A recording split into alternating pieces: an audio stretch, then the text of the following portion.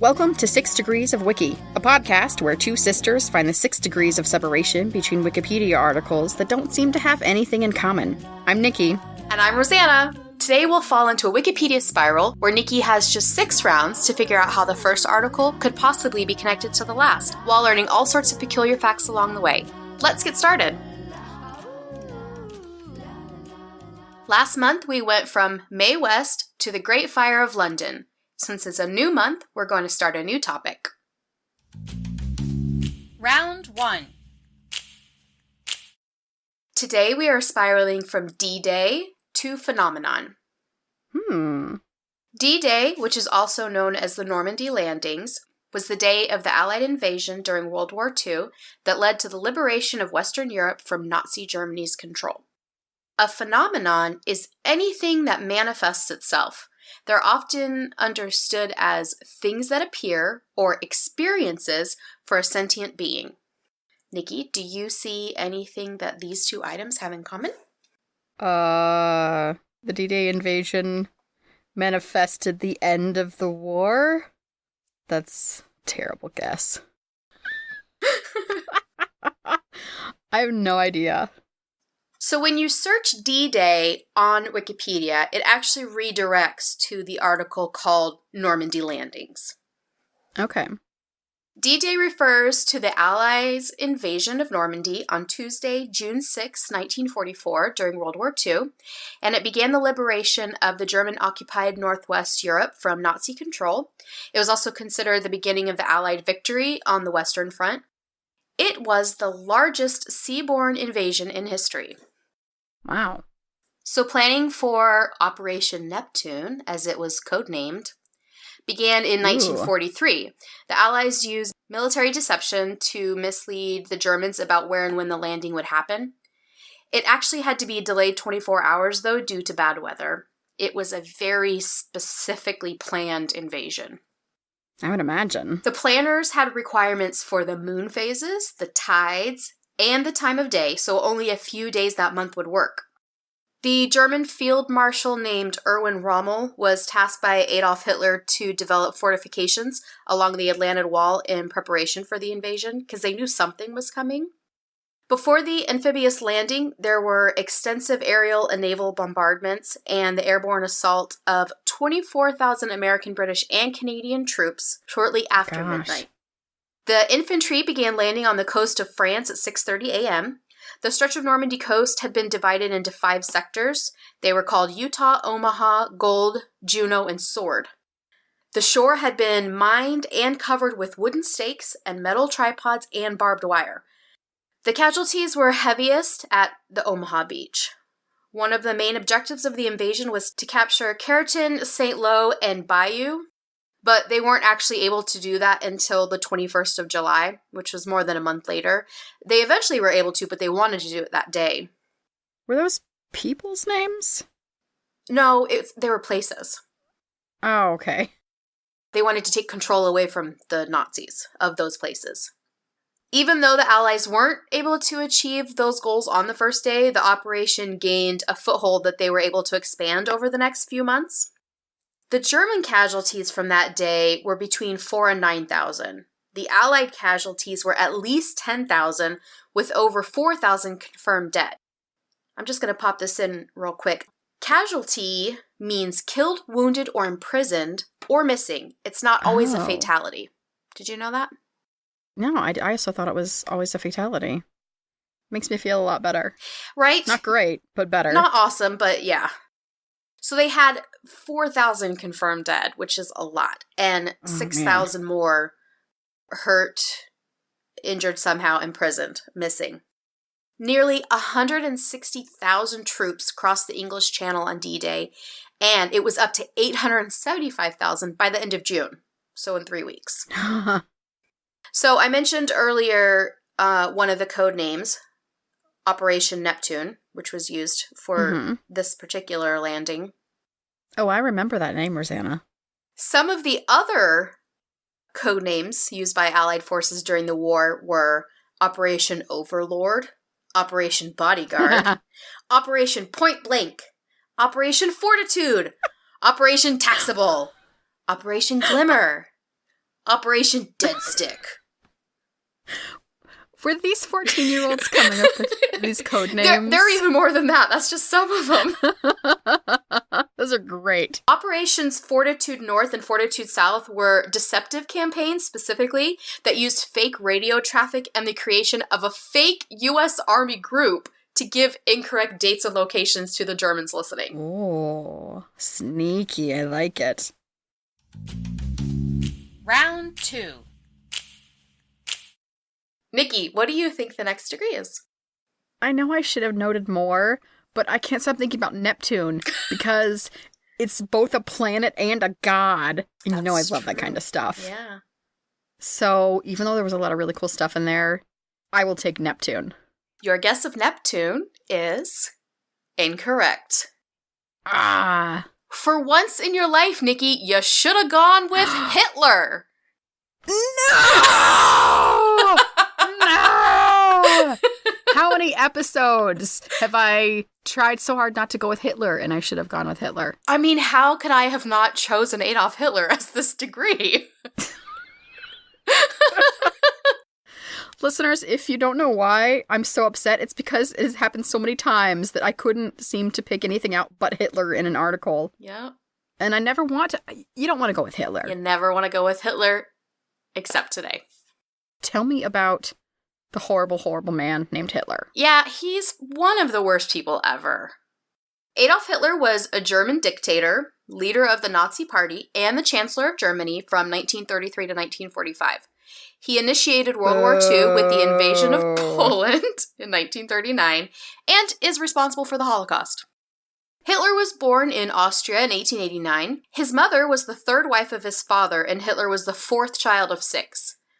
He didn't get along with his father very well, mostly because he wanted to be an artist, and his father wasn't too thrilled about that. And he developed German nationalist ideas as a child. This started very young for him. He moved to Germany in 1913 at age 24 and served in the German army during World War I. In 1923, he attempted a coup to seize power in Munich and went to jail. During that time, he dictated the first volume of his autobiography, Mein Kampf, which is German for My Struggle. The next year, he was released and attacked the Treaty of Versailles and promoted anti-Semitism, anti-communism, and the Nazi propaganda. After Hitler was appointed chancellor, the Reichstag passed the Enabling Act of 1933, and that started transforming the Weimar Republic into Nazi Germany, a one-party dictatorship based on totalitarian and autocratic ideology. Hitler established a new order, in caps, and aimed to eliminate Jews from Germany. Just didn't want Jews in Germany, because he's the worst. That's a bad order. He needed a new order. After he invaded Poland in September 1939, Britain and France declared war on Germany. In June of 1941, Hitler invaded the Soviet Union and then occupied most of Europe and North Africa by the end of that year, so he formally declared war on the United States. The Nazi regime was responsible for the genocide of at least 5.5 million Jews and millions of others that Hitler just considered Untermenschen or subhuman.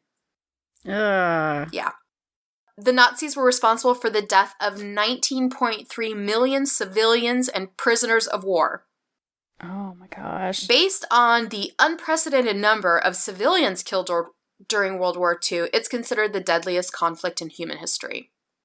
The Battle of Berlin was happening in the final days of the war, and Hitler married his longtime companion, Eva Braun. Then 2 days later, they both committed suicide to avoid capture. He shot himself and she took cyanide, I believe. It's been suggested that Hitler suffered from IBS, skin lesions, irregular heartbeat, Parkinson's disease, syphilis, a borderline personality disorder, and he was a neurotic psychopath. Some of that is difficult to prove, some of it has been proven. He became addicted to amphetamine by 1942. His personal physician prescribed 90 medications to him during the years of the war. That seems like too many. I'm not a doctor, but... I don't think this guy was either. He took several pills a day every day. He also took barbiturates, opiates, and cocaine, because why not? Nothing you need more to increase delusions of grandeur than some cocaine. Absolutely. Everybody that takes cocaine is totally normal and makes logical decisions. An interesting fact about Adolf Hitler. Mein Kampf, his autobiography, was originally titled 4.5 years of struggle against lies, stupidity, and cowardice. Goodness. It sold over 200,000 copies between 1925 and 1932. Then, his first year in office, 1933, sold 1 million copies. Another interesting fact about Hitler, he was a vegetarian. I would love to know why he was a vegetarian. Listen, at social events, sometimes he gave graphic accounts of the slaughter of animals in an effort to talk his guests into becoming vegetarians as well. He killed 19 million people, but he didn't eat animals. Round 3. Nikki, what do you think the next degree is? I was so busy hating Hitler the whole time that it's hard to pick something out. But he was from Austria, and that always seemed like such a nice country, so I kind of want to hear about Austria, even though there are so many things in there I could have picked. Mm-hmm. I'm going with Austria. Okay. Austria is incorrect. What is it? The next degree is totalitarianism. It's a political concept where the state recognizes no limits to its authority, and it attempts to control all public and private life. Regimes are ruled by one leader and have an all-encompassing propaganda campaign that's spread through state-controlled mass media. It's marked by political repression, control over the economy, regulations and restrictions of speech, mass surveillance, and the use of terror and fear. Attempts to control education, art, science, and even the morals of citizens are included. Oh. It pretty much just wants to control thoughts and actions of all citizens. It was developed in the 1920s by the Weimar German jurist and Nazi academic Carl Schmitt, and by Italian fascists. They both used it. Here's a quote by Benito Mussolini. "Everything within the state, nothing outside the state, nothing against the state." Round 4. Okay, Nikki. What do you think the next degree is? I can't seem to find any connections to phenomenon or on the way, but I did pick out mass surveillance and morals. I thought morality is a pretty cool one. And George Orwell's 1984 is fascinating. I can't seem to figure out how you could possibly get from one of those to phenomenon. Mm-hmm. But I don't like mass surveillance, but that seems like an interesting one. I'm going to go with mass surveillance. Okay. Your guess of mass surveillance is incorrect. The next degree is terror. Oh. Ooh. So the word terror from this article, when you click on the link, actually redirects to an article called Fear. Makes sense. Fear is a feeling induced by the perception of danger or threat, and it occurs in certain organisms. It causes a change in the metabolic and organ functions, and then the behavior, triggering a fight or flight response. Extreme cases can cause a freeze response or paralysis. Humans are able to fear stimulus in the present or in anticipation of a future threat. I don't know what that's like. It's almost like we wish we couldn't, though. It's like I can already worry about stuff that's happening right now. I don't need the stress of worrying about things that are going to happen later. Fear is modulated in humans and animals through learning and understanding and can be judged as rational or irrational. An irrational fear is also called a phobia. Psychologists like John B. Watson, Robert Plutchik, and Paul Ekman suggest there are only few basic emotions, and fear is one of them. Other basic emotions are stress reaction, anger, angst, which I thought was a weird one, anxiety, fright, horror, joy, panic, and sadness. The whole point of fear is to generate the response that serves survival by causing a behavioral response. Some signs of fear are accelerated breathing or hyperventilating, an accelerated heart rate, constriction of the blood vessels causing a blush, muscle tension, goosebumps, sweating, and butterflies in the stomach, which is called dyspepsia. Oh. Sounds delicious. Most of those sounded like things that happened to me when I exercise. I am terrified of exercise. It all makes sense now. Mammals, insects, aquatic animals, birds, and reptiles can emit fear pheromones.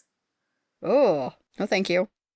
Cognitive behavioral therapy has been successful in helping some people overcome their fear by confronting their fears in a safe place, and this is known as exposure therapy. An interesting fact, 2005 Gallup poll of teens asked what they feared, and here were the top 10 things that most teens feared.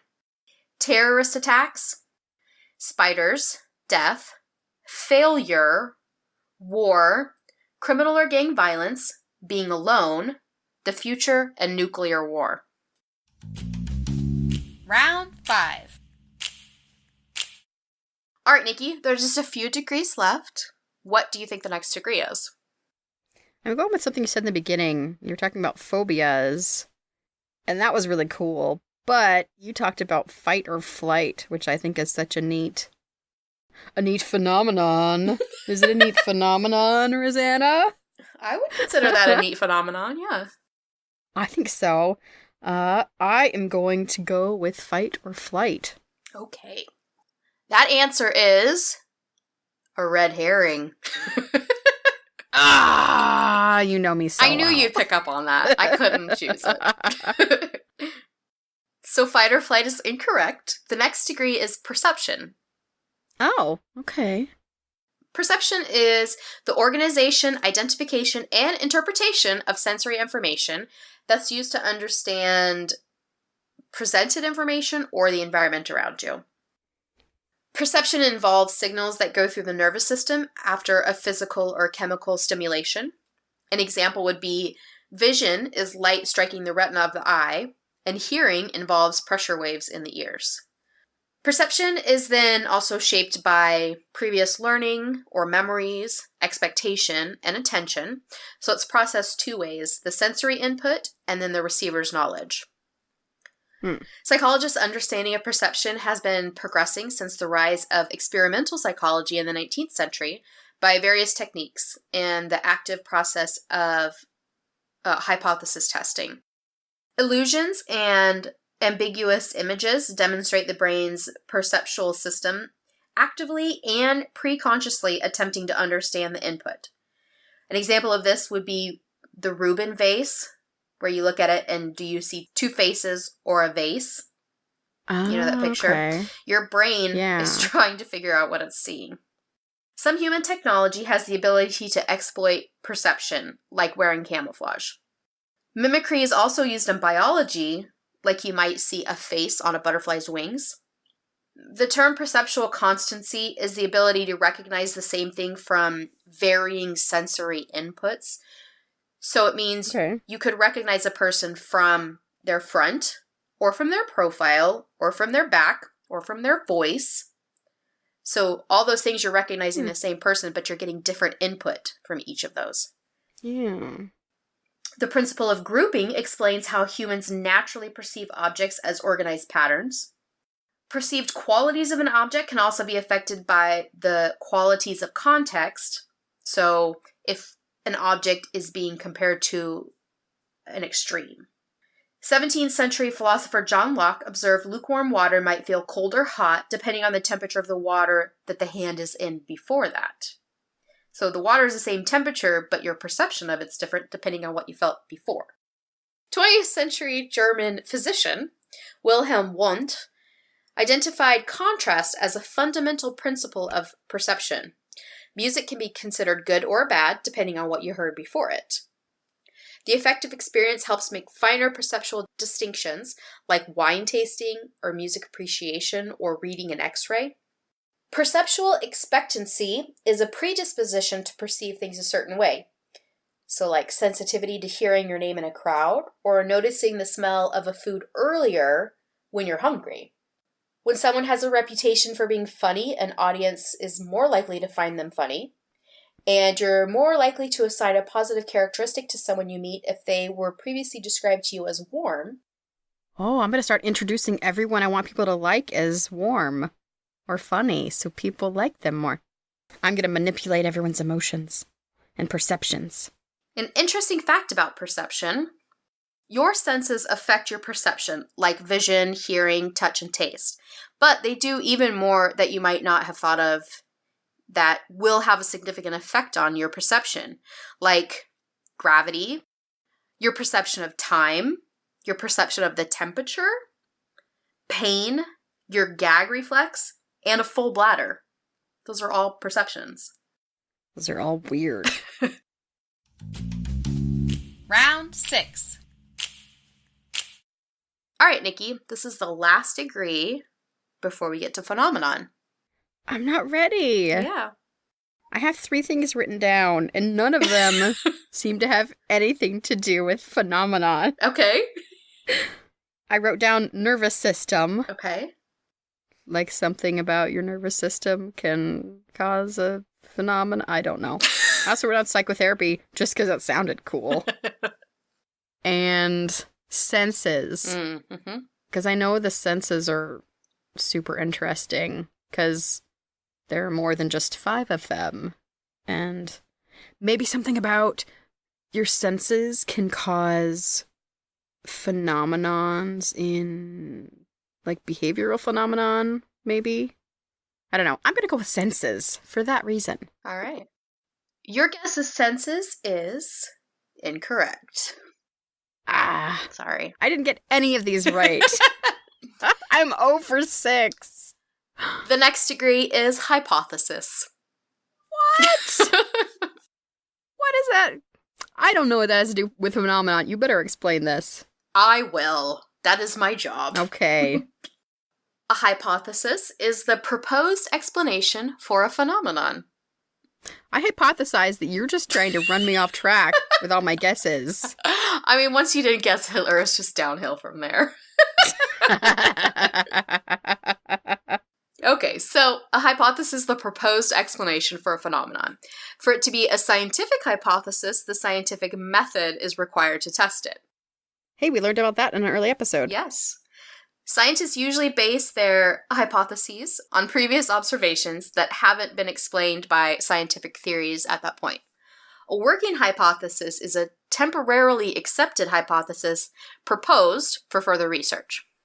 In common usage, a hypothesis is a provisional idea that requires evaluation. It requires more work by the researcher to confirm or disprove it. A confirmed hypothesis can be part of a theory, or occasionally can become the theory itself. A hypothesis is often called an educated guess because the suggested outcome is based on evidence. I'm going to start calling my educated guesses hypotheses from now on. I believe you should do that. That's valid. Here's an interesting fact about the word hypothesis. In its ancient usage, hypothesis referred to a summary of the plot of a classical drama. The English word hypothesis comes from the ancient Greek word hypothesis, meaning to suppose. A hypothesis that this project will fail. And that leads us to our last degree, phenomenon. So a phenomenon is anything that manifests itself. Phenomena are often understood as things that appear or experiences for a sentient being. In its modern philosophical use, phenomena means what is experienced is the basis of reality. In scientific usage, a phenomenon is any event that is observable, even if it's common. Examples of this are Isaac Newton's observation of the moon's orbit and gravity, or Galileo's observation of the motion of a pendulum. It's a common event, but it's an event that is observable. I did not know that phenomenons could be common. That's pretty cool. It's just anything that you can experience or see. It's like the word casualty. I had Exactly. an incorrect knowledge of what We that are word learning meant. so many things in this show. Group or social phenomenon is the behavior of a group of individual entities, usually organisms, and especially people. The behavior of individuals often changes in a group setting, An example of this would be a herd or mob mentality, which is never good. Here's an interesting fact about phenomenon. Phantom limb sensations are a scientific phenomenon. It's an extraordinary event that defies logic and remains a curiosity even in the medical and physiological fields. And I think it's really annoying to the amputee. I can't imagine how annoying that must be to feel a limb that's been removed. Especially because sometimes they say it itches. Can you imagine an itch you literally cannot scratch? I can't imagine, and it's making my arms itch right now. And I have my arms. We have made it through 6 degrees. We went from D-Day to Adolf Hitler, totalitarianism, to terror, to perception, to hypothesis, to phenomenon. Nikki, what did you think of this spiral? It was so frustrating because I couldn't get anything right. But I learned so much. There were some crazy science things in here that I definitely didn't know.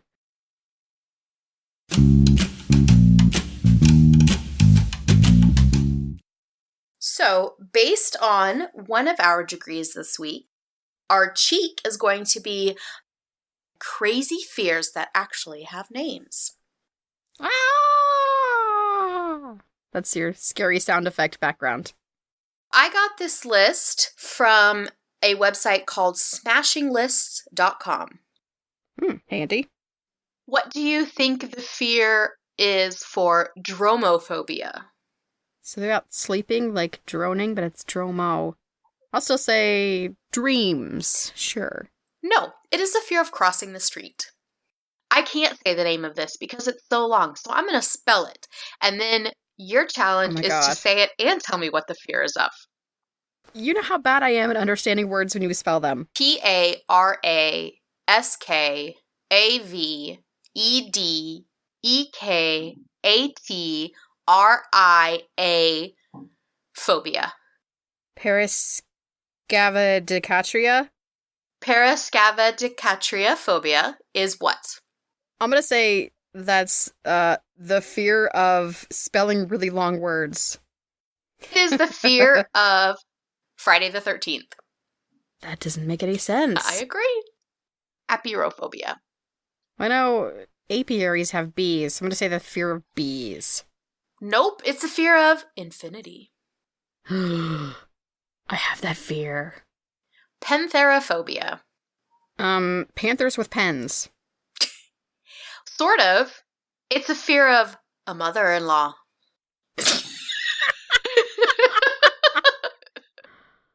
Arachibutyrophobia.